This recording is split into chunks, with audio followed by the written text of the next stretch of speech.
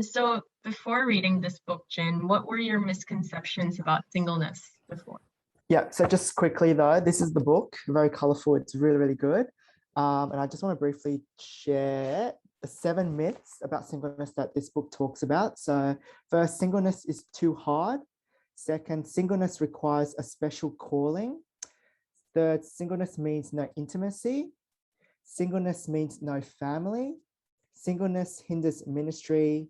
Singleness wastes your sexuality, and that singleness is easy.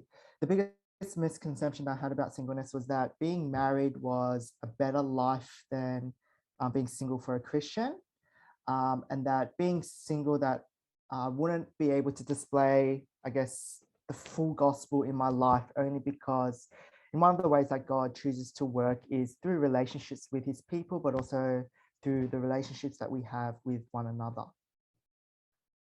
Yeah. Thanks, Jin. And after reading this book, how did it change your views on singleness?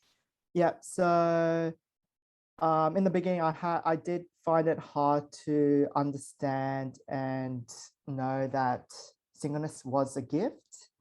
But after reading this book, what I really, really learned and really helped me a lot in being content with my singleness is that singleness in devotion to God can display the sufficiency of the gospel in a world where being in a relationship or being married can be perceived as the ultimate goal or to be sought out for. I guess being in a relationship isn't something that I should be aiming for or idolizing, but that I am already content with my life knowing that Jesus is sufficient for me.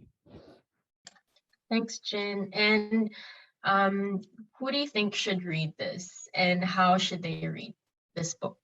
Yeah, so anyone who I guess doesn't feel, I guess, content with their singleness, or anyone that may have that misconception that married life is better than the single life should be reading this book.